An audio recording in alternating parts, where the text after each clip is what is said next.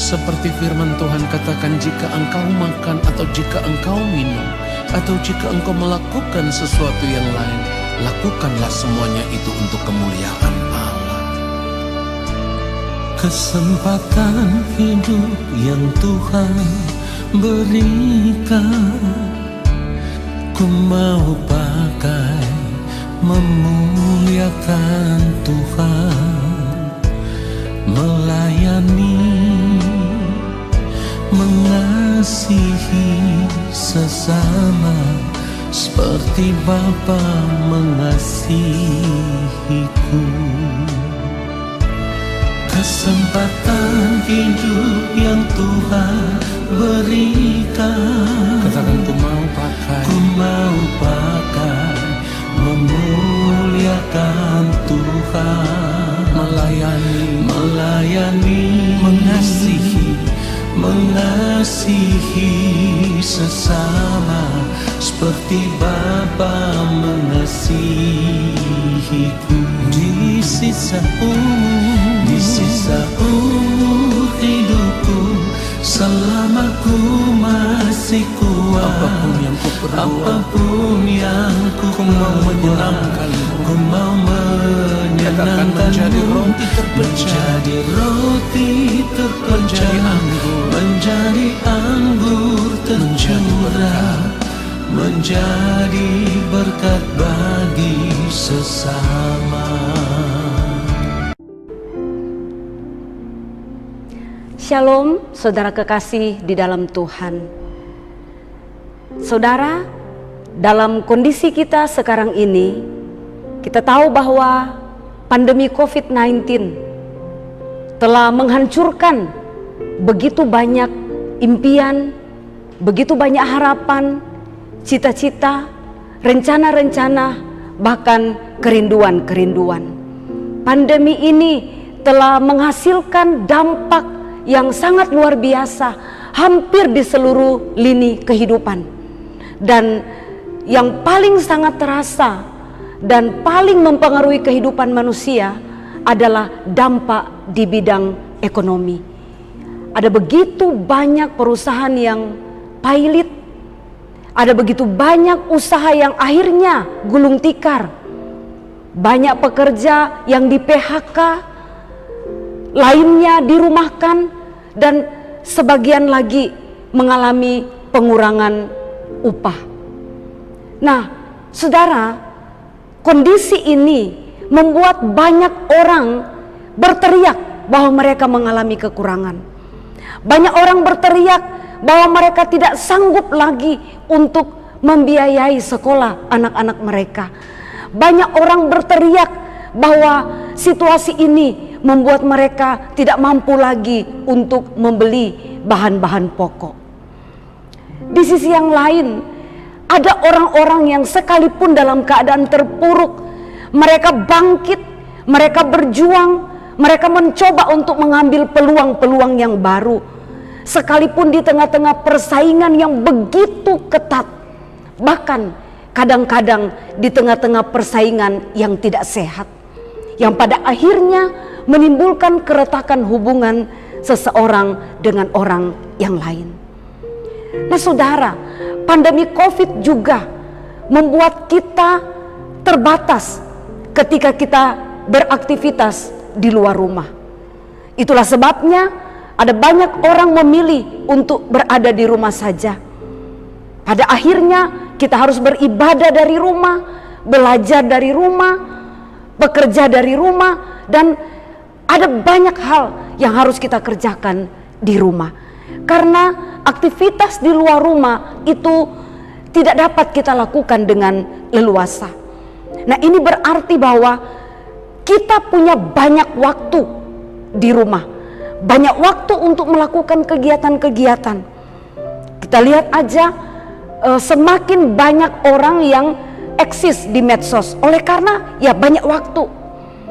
Banyak waktu untuk telepon-teleponan, untuk video call, untuk WA. Dan situasi ini saudara kadang-kadang memicu satu keadaan yang sangat tidak diharapkan.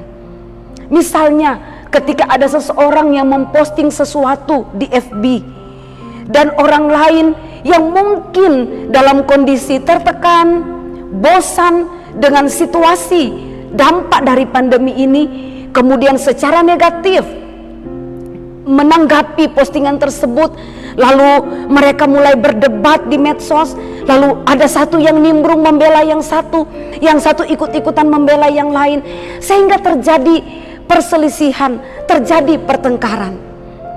Banyak waktu yang tersedia, banyak kesempatan untuk ngobrol lewat telepon, lewat WA, pada akhirnya menggiring orang-orang, beberapa orang, mungkin banyak orang berada pada satu dunia ngerumpi, membicarakan A sampai Z dengan begitu banyak tema, dan pada akhirnya terjebak pada satu situasi di mana mereka mulai membicarakan rumah tangga orang lain, mulai membicarakan pernikahan orang lain, mulai membicarakan baju yang dikenakan orang lain, mulai membicarakan kesulitan-kesulitan yang dihadapi oleh orang lain, membicarakan tentang segala sesuatu yang berkaitan dengan orang lain, yang pada akhirnya berdampak kepada apa? Terjadi perselisihan, ada yang tersinggung, luka hati, pertengkaran, dan situasi yang semakin memanas. Nah, saudara yang Tuhan Yesus kasihi, dari semua situasi sebagai dampak dari pandemi COVID, kita lihat pada akhirnya ada banyak orang yang terluka hatinya. Ada banyak orang yang mengalami penderitaan, kekurangan. Ada banyak orang yang putus asa. Ada banyak orang yang hilang pengharapan. Ada banyak orang yang merasa kesepian. Ada banyak orang yang stres. Bahkan saya membaca satu artikel bahwa di masa pandemi ini pasien yang mengalami gangguan jiwa semakin bertambah. Nah, saudara, ini berarti bahwa orang-orang tersebut membutuhkan cinta. Orang-orang tersebut membutuhkan kasih.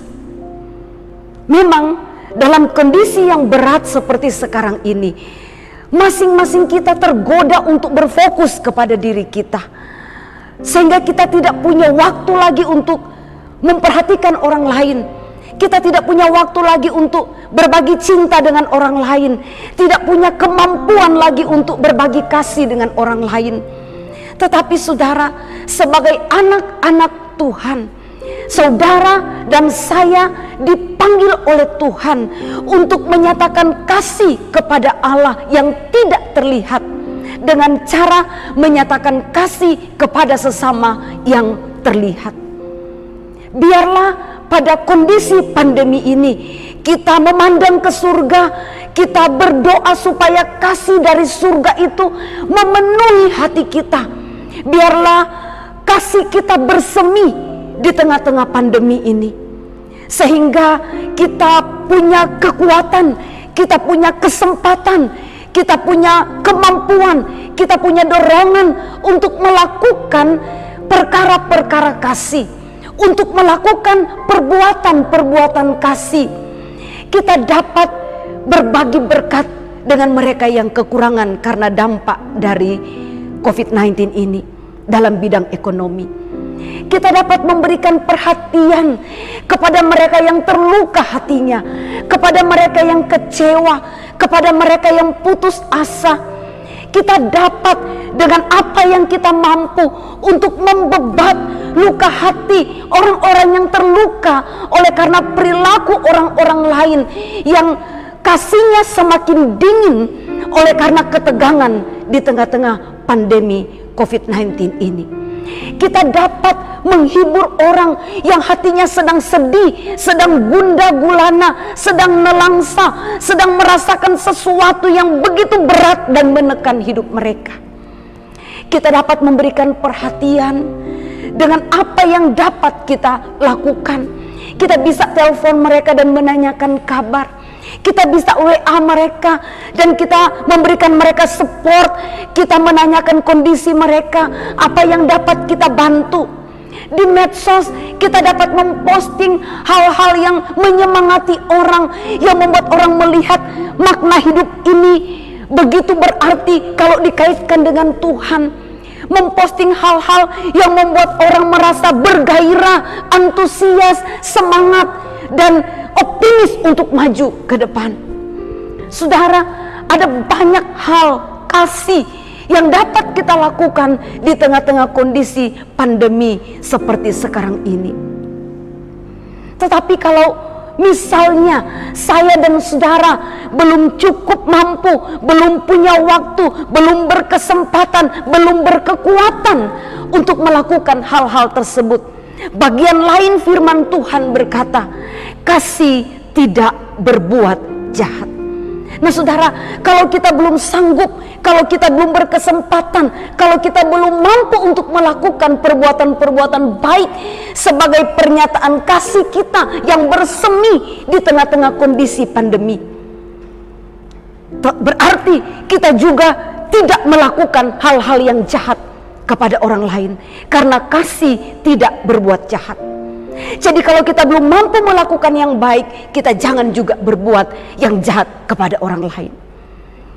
Misalnya kita tidak membicarakan orang lain, misalnya kita tidak melakukan hal-hal yang merugikan orang lain, yang membuat orang lain terpuruk, yang membuat orang lain merasa tidak nyaman. Kita tidak melakukan hal-hal yang jahat yang pada akhirnya membuat orang lain semakin tertekan, semakin stres menghadapi situasi pandemi ini.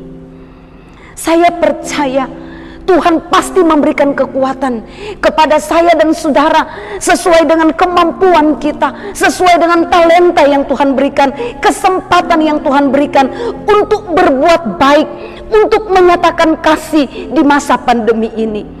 Dan saya percaya kalau kita belum sanggup, belum mampu, belum berkesempatan, Tuhan akan menolong kita untuk tidak melakukan hal-hal yang jahat sebagai pernyataan bahwa kita mengasihi orang lain.